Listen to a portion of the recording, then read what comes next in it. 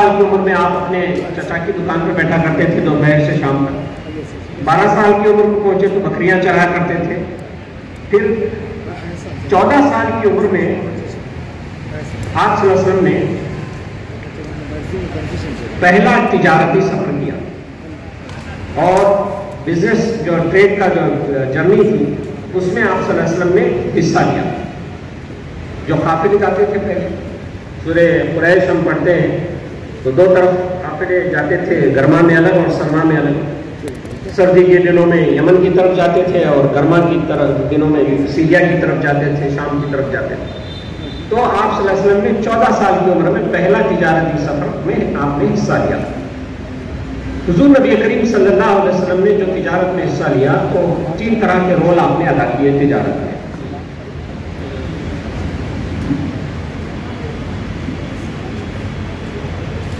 وہ یہ ایک تو 18 سال کی عمر میں آپ صلی اللہ علیہ وسلم نے ورکنگ پارٹنر کی حیثیت سے تجارت کی. ورکنگ پارٹنر یعنی مال کسی اور کا تھا، پیسہ کی انویسٹمنٹ کسی اور کا تھا اور آپ نے اس میں ورکنگ پارٹنر کی حیثیت سے تجارت کی، ٹریڈ کیا. اس کے بعد شراکت دار کی حیثیت سے آپ نے کام کیا، یعنی پیسہ بھی محنت بھی، اور اس میں جو آپ نے انویسٹمنٹ پلس محنت یہ دونوں کام کیے. پھر آپ صلی اللہ علیہ وسلم نے کاروبار کی حیثیت میں مالک کی حیثیت سے ایز اے سول پروپرائٹر یعنی سول اونرشپ کے میں بھی آپ نے کام کیا.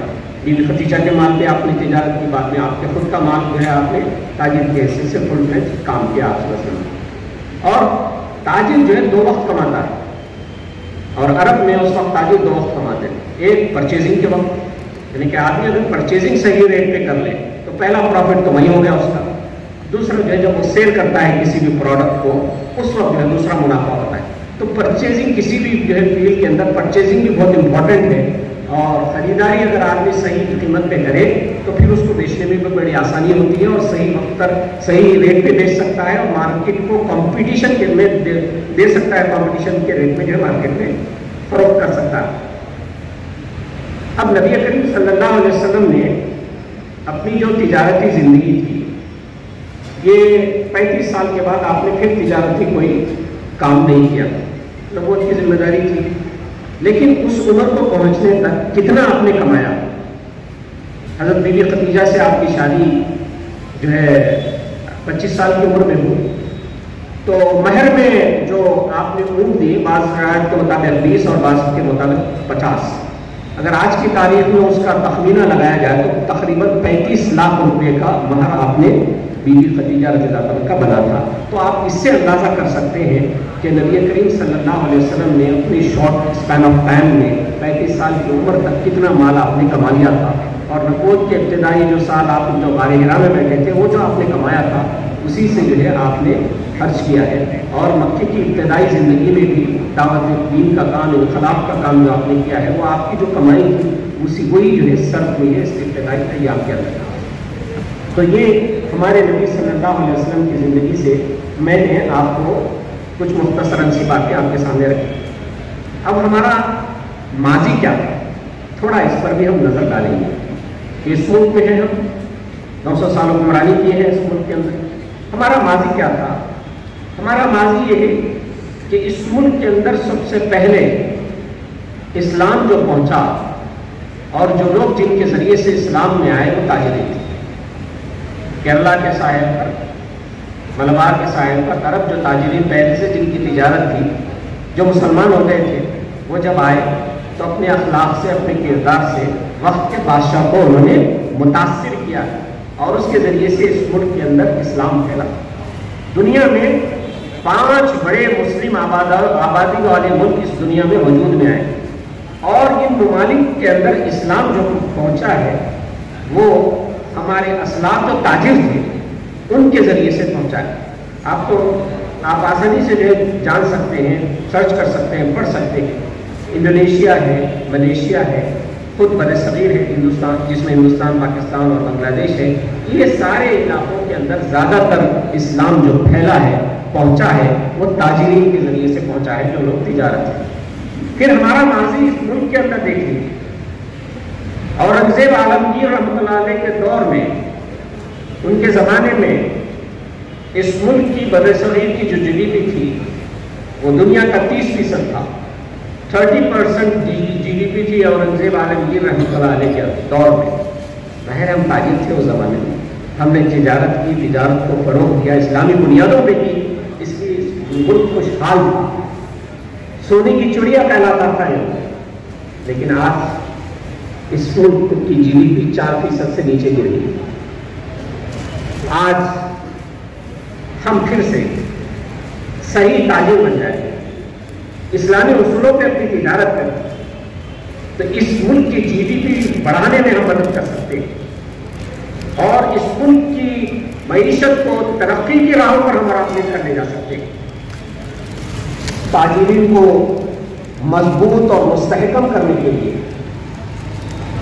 और ताजिरीन का आपस में बेहतरीन मेल करने के लिए जमात इस्लामी ने इस मुल्क में एक इदारे को कायम किया है जिसका नाम Riphah chamber of commerce and industry.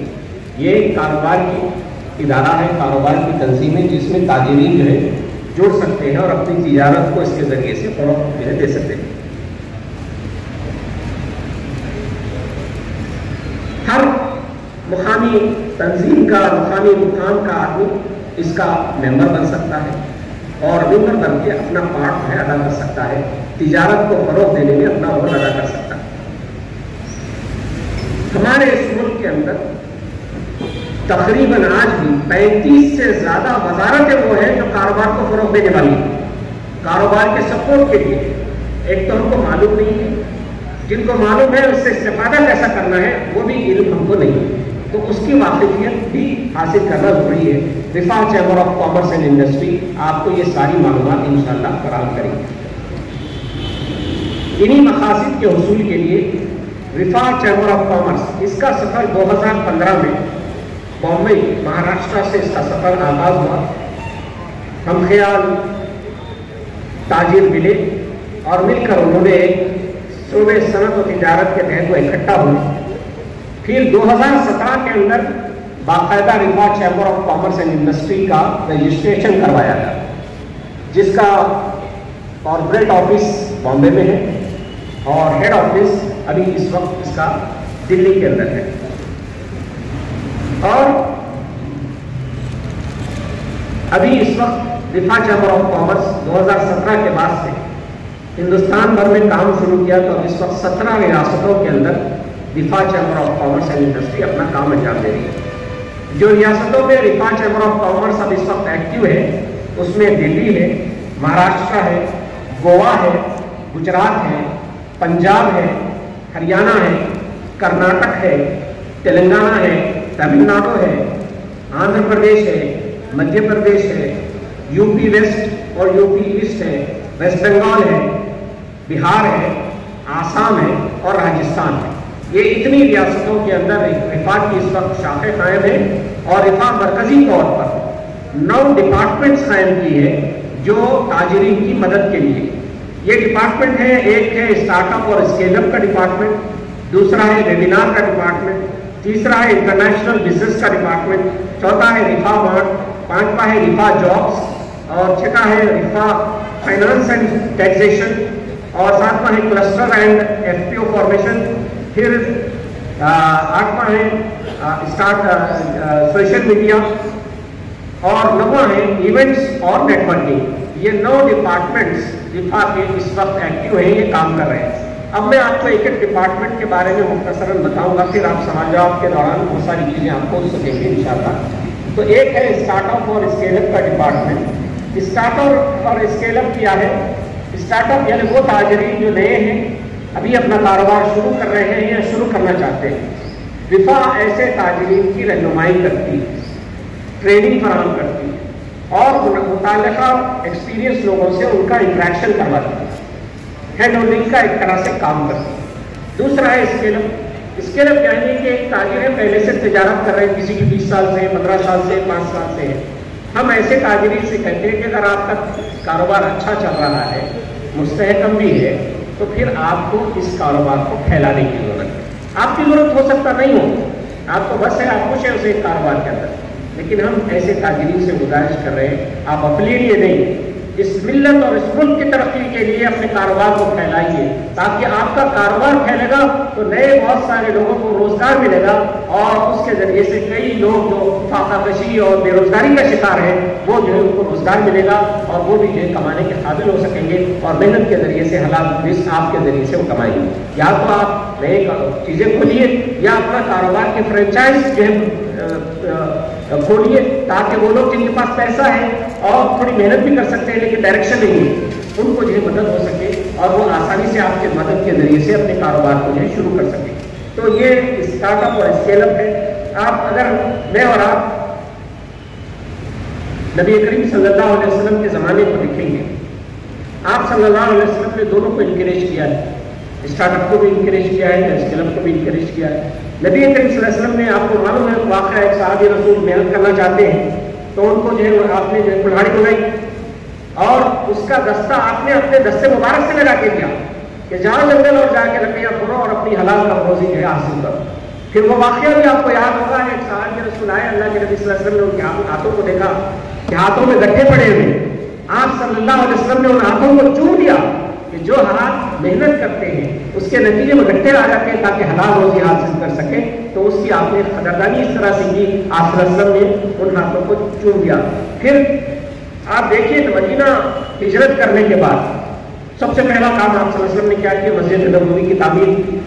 لیکن مسجد نبوی کے قریب ہی میں 50 میٹر کے فاصلے پر آپ نے ایک بازار کو قائم کیا. سب سے پہلا کام مدینہ پہنچنے کے بعد اور 100/500 کی جگہ تھی اس جگہ کو آپ نے بازار قرار دیا.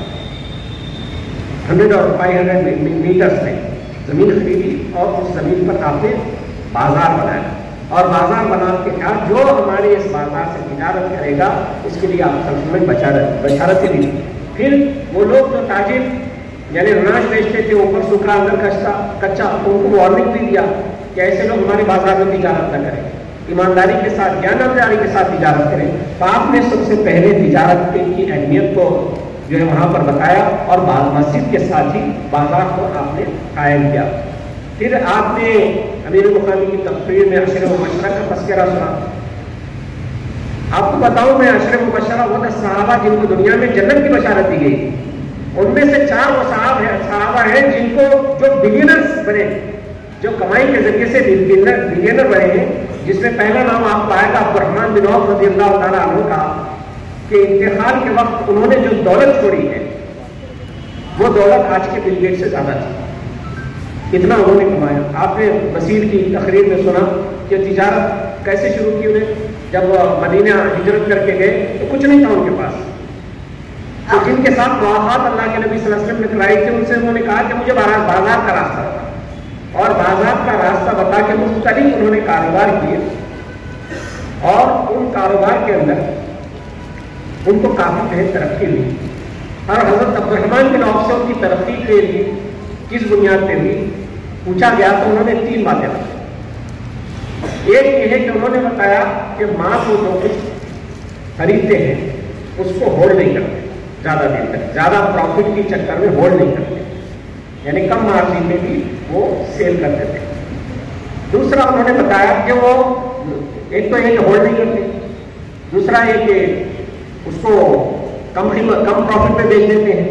تیسرا ہے کہ انہوں نے بتایا کہ وہ کبھی ادھار نہیں دیتے کیش میں بزنس کرتے تھے کم پروفٹ کے ساتھ کرتے تھے روٹیشن پہ توجہ ہوتی تھی اور پروفٹ کے چکر میں اپنے اسٹاک کو ہولڈ نہیں کرتے تھے. یہ ان کی ترقی کا راز تھا. اور انہوں نے مختلف تجارتیں کی جیسے آپ کو بتایا گیا کہ پنیر کی ٹریڈنگ کی گھوڑے کی جو وہ ہے پارٹس ہے اس کی ٹریڈنگ کی اونٹ خریدے چراغ آئے خریدی انہوں نے اس کو بھی جو ہے لیز کرتے تھے رینٹ آؤٹ کرتے تھے.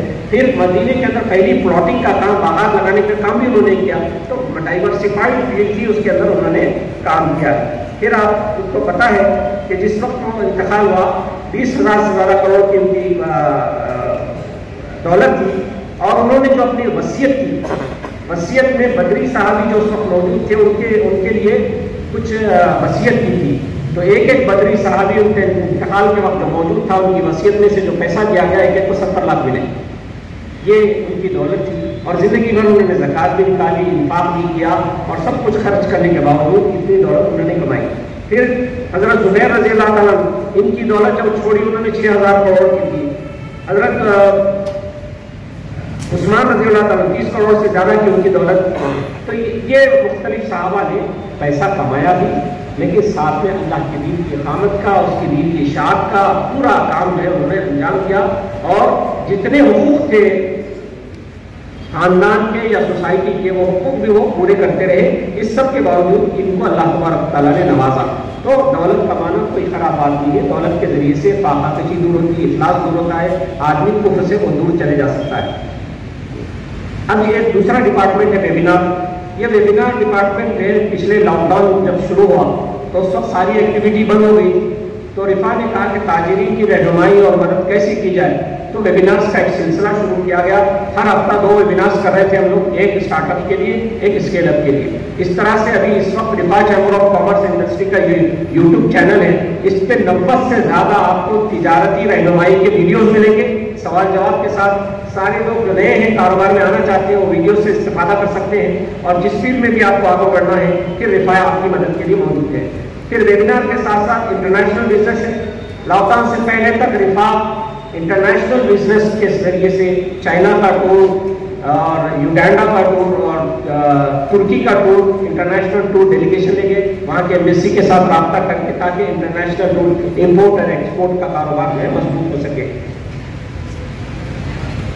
پھر اور ایک ہے رفا مارٹ۔ جس طرح سے آپ انڈیا مارٹ، علی بابا وغیرہ ویب سائٹ سے واقف ہیں اپنے پروڈکٹس کو ڈھونڈنے کے لیے، رفا نے ایک مارٹ بنایا ہے، رفا مارٹ آن لائن مارٹ ہے یہ۔ اس میں سارے تاجرین ملک بھر کے فری لسٹ کر سکتے ہیں اپنے نام، نمبر وغیرہ، اور جو لوگ رفا کے باقاعدہ ممبر ہیں ان کے لیے ایک اس میں اسپیشل پریمیم ممبرشپ ہے، اس میں اسپیس ملتی ہے جس میں آپ اپنے کاروبار کا مکمل تعارف، فوٹوز، پروڈکٹس کے فوٹوز، ریٹ جو چاہے آپ اس میں ڈال سکتے ہیں، اور اس طرح نیشنل نیٹ ورک میں آپ کا کاروبار آ سکتا ہے۔ تو رفا یہ چاہتی ہے کہ نیشنل ایک مضبوط نیٹ ورک بنے، جس میں پروڈکٹ یعنی سامان سپلائی کرنے والے بھی ہوں، پروڈکٹ بنانے والے بھی ہوں، ہول سیلر بھی ہو، ریٹیلر بھی ہو، ان سب کا جو ہے کمبینیشن اس ویب سائٹ کے ذریعے سے ہو جائے۔ اور بعض لوگ جو سروس پرووائڈرز ہیں، سی ایز ہیں، اکاؤنٹنٹ ہے، یا کوئی اور سروس فراہم